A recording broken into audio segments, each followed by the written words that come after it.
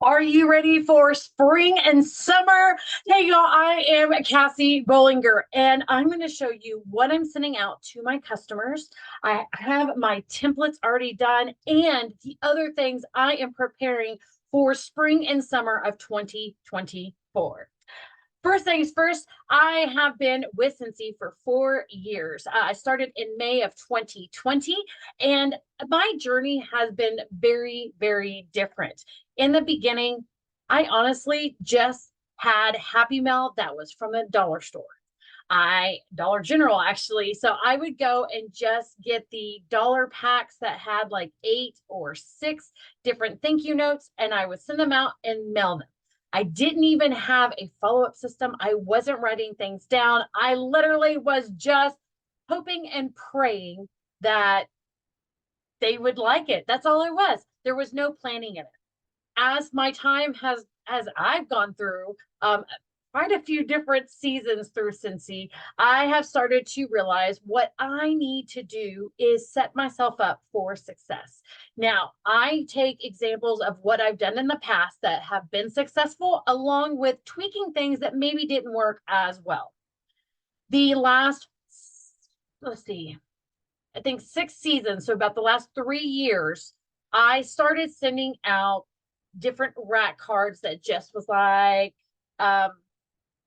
that had the rub and sorry, I lost my train of thought. That had my rub and sniff stickers on them. And that way the customers at least got scents.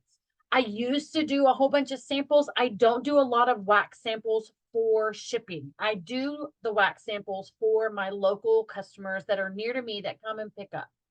So I would do rub and sniff stickers. And I think it started with the template that Scentsy provides in the workstation. The next thing is that I was then doing my own rack card. So it would fit without having to be folded. And I was putting the outlines on them and trying to match up those stickers. And then I'm very anal retentive that I needed to have the stickers inside that outline. Well, I have definitely moved past that. I started with one rack card, then I got to 2 rack cards, then it was 3 rack cards last year. I have now made this one sheet of paper. It has basically 3 rack cards and then a full sheet on the back. And I'm going to show you the example. This is how it looks. This is, let's see if I can get it to focus. There it goes. New scents. So this has all 10 of the new scents that are coming out for the spring of 2024. On the other side, these are all the scents that are available. And I have the like, love, and not for me. So you can see that they have different columns. And as my customers get the different scents, or if they come across some other scents, then they know yes or no that they like them. The last part is the wish list. Now, this is just something that as they go through the catalogs or go through the product sheets, that they can start writing down the things that they want. Why would I do this? Sometimes when they come across and they've had a party or they have a rewards link and they want to utilize the free and half price items, they can't remember what they wanted and they have to go back and look, and then they can't remember. They decide to pick something, they enjoy it, and then they realize, oh, I was going to get that warmer. I was going to get that fan. I was going to get that diffuser. And it just slipped their mind. So I try to send these out whenever I am moving from one season to the next for my customers. So they have this. Now, this year, again, I put these all on one sheet, and on the back is just all about our Scentsy Club and all the features and perks that we have available. This is a great little layout. I did this in Canva, and I actually did this in 2 different Canva projects. It was easier to do it that way than trying to do that. These are rack cards, and then this is a full sheet of paper. I was able to upload it into Avery. I did the rack card, so I had the 3 individuals, and then it flipped over and had one full sheet. I printed these out on cardstock because I did want them better than just a regular thin sheet of paper. Plus, when you print on one side and then the other, if it's too thin, then you'll be able to see, and sometimes it'll even bleed through. This has been a lot of fun creating, and I do this every time that we switch over, and I change it up. I know what works. I know what people enjoy. And they're definitely liking the Rub and Sniff stickers, and they love that I also include the product sheet. Now, again, I'm very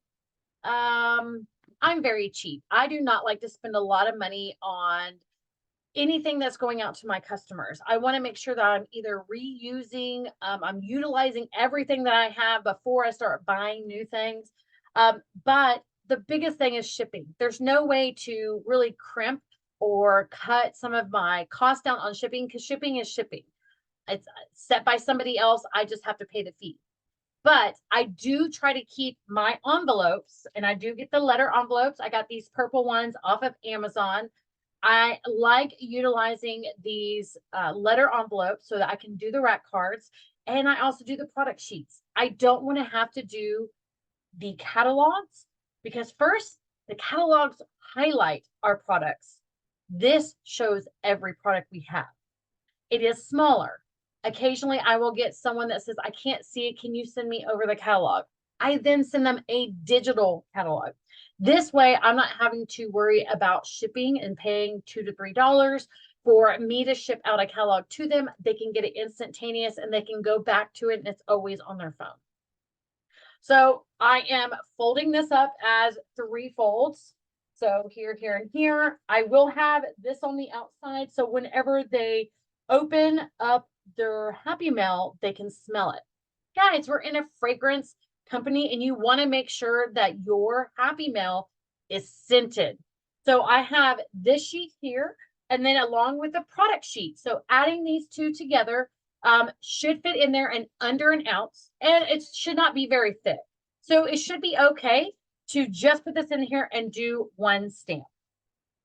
Now, another thing that I may be adding, and this is always kind of one of those catch-22s, if I have customers that I'm sending out Happy Mail, so maybe they've ordered from me in the last 3 months and I'm sending Happy Mail to them anyways, I'll add these 2, so that way I'm only shipping 1 postage and I'm not having to utilize 2. The next thing that I try to do is I look at everything I did last year during spring and summer of 2023, along with fall and winter, because there's some things that I do for at least a full year, and there's some things that I do that are season to season. One thing I did last year after we went to SFR is I had gone down to H-Town Showdown, and at H-Town Showdown, we made these samples for the fragrance flowers. I went ahead and created a full list of all the scents that we are having coming out in the new catalog. And then I put little symbols next to them, knowing which ones are returning and which ones are new scents that we haven't had in the fragrance family, in the fragrance flower family before. I wanted to do this because since I just started doing the fragrance flowers, is that I needed to keep track of which ones I currently already have samples of and ones I need to make samples of in the future.